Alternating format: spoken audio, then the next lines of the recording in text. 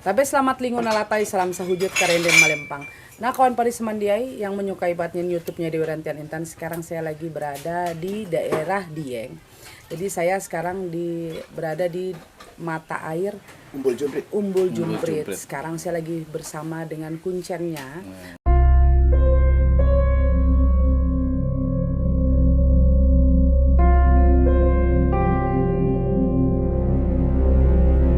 Pak Widi. Pak Widi ya. Oke, Pak Widi. Saya kan banyak orang mengatakan bahwa mata air Umbul Jumprit ini adalah mata air suci. Iya, benar. Biasa diambil oleh orang Buddha, pendeta-pendeta Buddha, biku-biku Buddha atau orang Hindu juga ada yang mengambil air ini ya. Iya.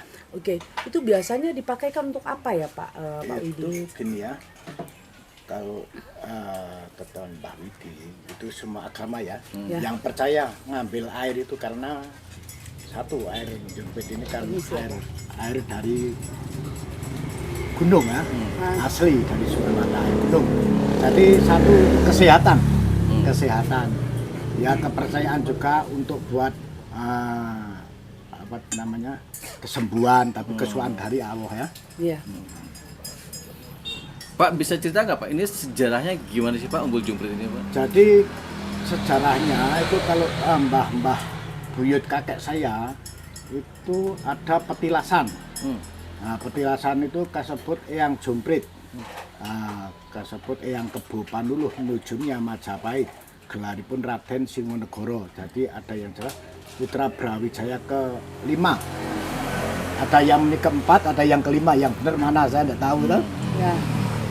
Oke, jadi ini petilasan ini dulu berarti tempat semedi ya Pak ya? Ya mungkin tempat semedi ya, tempat singgah. Ya tempat singgah. Biasanya kan orang kalau mengatakan petilasan itu adalah tempat orang-orang dulu untuk tirakat untuk semedi. Orang zaman dulu itu setiap kayak raja, kayak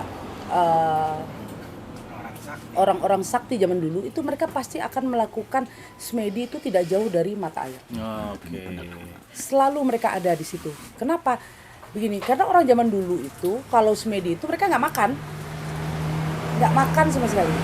Tapi pembersihan diri mereka banyak, mereka hanya minum air. Bergantung dari air itu. Air itu, seperti itu. Makanya setiap kali orang bersemedi zaman dulu, makanya ada petilasan, selalu ada mata air.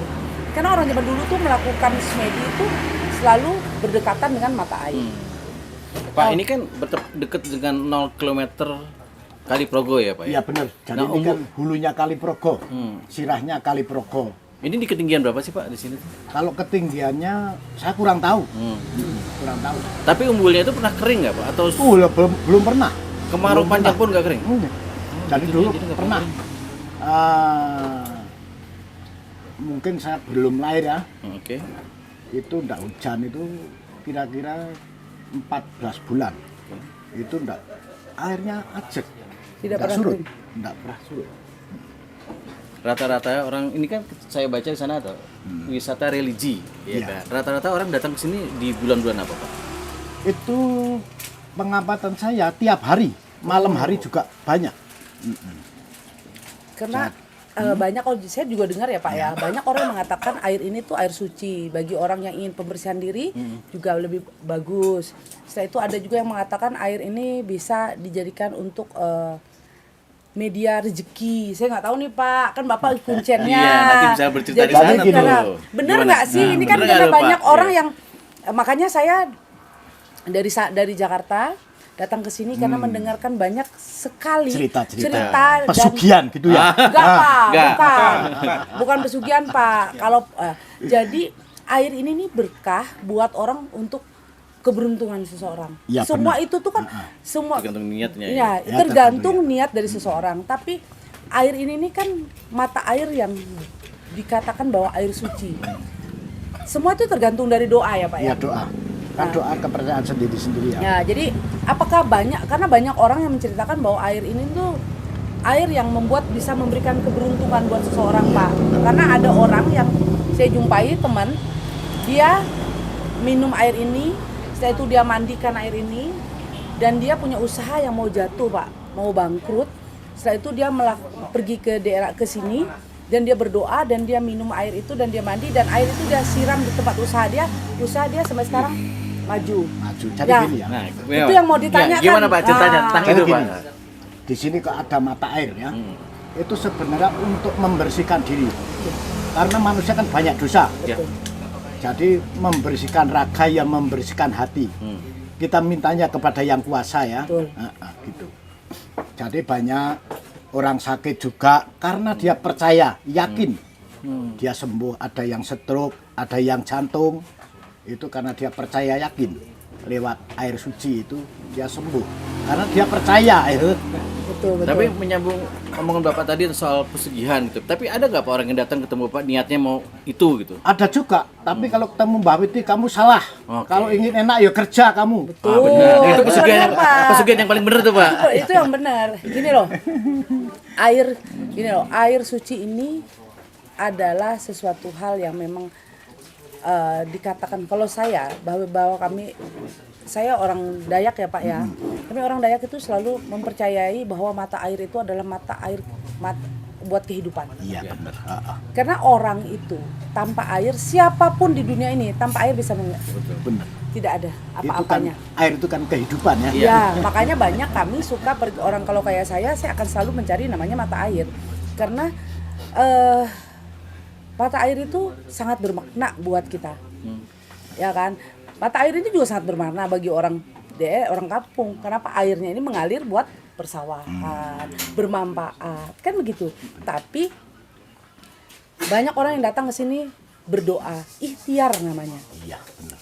Ikhtiar namanya. Jadi setiap kali orang pergi ke tempat apapun mistis, kalau kamu tidak meminta kepada Allah Ta'ala pun kepada Tuhan ya mungkin tidak akan terkabul. Tapi kalau kamu meminta dan Tuhan supaya diberkati oleh air suci ini, supaya memberkati kita.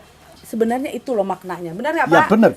Banyak orang yang salah Pak. Jadi kita bukan orang baik, benar nggak Pak? Kita juga bukan orang benar, tapi kita memberitahu buat orang-orang supaya orang jangan salah. Ya jangan sampai salah. Betul. Kamu pergi ke tempat yang sangat mistis atau yang sangat disucikan, yang sangat diagungkan.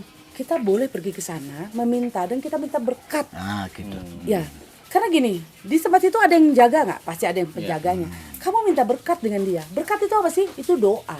Karena kita meyakini orang gaib yang ada di situ hidup juga. Karena dia hidup dengan alam dia sendiri, kita dengan alam kita sendiri. Jadi kita meminta berkat itu, tapi melewati Allah Ta'ala memberkati kita melewati air suci itu. Seperti itu, benar kan Pak? Nah, Pak, lantas ini Pak, jerigen-jerigen ini kenapa Pak? Maksudnya Air itu di untuk depan kita orang beli untuk ambil air. gunanya Ambil untuk air. Nah, sembarang. Buat kesehatan. Kesehatan juga. Kan saya bilang tadi, semua itu tergantung dari niat doamu. Niat kita. Makanya saya bilang, tapi Pak, banyak orang itu salah mengartikan. Iya benar. Makanya kata Bapak ini tadi, kayak kita ada orang datang ke sini mau pesugihan, Bapak ini kan marah. Lo enggak ada, ya kamu kerja. suge ya kerja. Ya iya benar. Jadi gini, itu kata-kata kakek mbah saya, jenenge orang Jawa. Yen kowe gamane kepengen landep ya dasau nang banyu. Kita mintanya dari yang kuasa. Betul. Ini buat serana ya toh. Tapi orang harus kerja. Kalau tidak kerja tidak ada apa-apanya. Betul. Kita mintanya kan satu sehat ya toh. Betul. Dimudahkan rezekinya, kecukupan hidupnya. Jangan minta kaya, cukup. Iya, Nah. dia pernah bilang kemarin ya, baru Iya. kemarin kan. Iya, kita tuh kalau kamu minta kaya, Tuhan juga nggak akan mau kasih kamu banyak-banyak. Tapi kalau kamu merasa cukup, Tuhan akan memberikan kamu berlebihan. Karena gini loh, orang susah, dia akan stres Pak. Benar. Stres kenapa? Kenapa sih hidup saya susah? Saya harus cari uang. Kayak apa caranya saya harus kaya? Orang kaya juga takut miskin Pak. Nah, benar. Takut Jadi gini ya. kehabisan. Yang penting itu hanya satu. Dua-duanya ini udah membuat kita akan stres, membuat kita nggak bersyukur. Tapi kalau kita mengatakan cukup, Nah, itu udah waktu melebihi dari kaya. Nah, Saya kan rezeki ada di mana-mana Pak. Iya. Tapi kalau nggak kemana-mana nggak akan dapat rezeki. nah, saya itu Pak, saya tanya Bapak kan seorang kuncen, Juru kuncen. Berarti kan Bapak orang yang memang turun-menurun memegang mata air ini. Saya bertanya Pak, karena kita ini namanya adat dan leluhur. Iya. Selama Bapak memegang adat dan leluhur, pernah nggak sih Bapak merasa bahwa Bapak kesusahan? Enggak pernah. Nah, Makanya saya Karena ingat saya udah merasakan doanya sendiri. Saya orang mulia. Senajan saya sakit, saya mulia. Masih diberi sakit. Mulia. Nah, karena justru itu, makanya saya bilang sahabat-sahabat saya, kita jangan pernah lupakan adat dan budaya kita, leluhur kita. Kenapa? Bahwa kita ini orang Indonesia. Bapak ini Kuncen orang Jawa, saya orang Dayak. Jadi kita harus bangga dengan suku kita, budaya kita. Kalau untuk masalah keimanan itu antara diri kita dengan Allah Ta'ala. Tapi budaya harus kita kembangkan. Adat bagaimana cara kita memperkuat adat kita supaya kita ada tata kromo. Nah, tata kromo benar.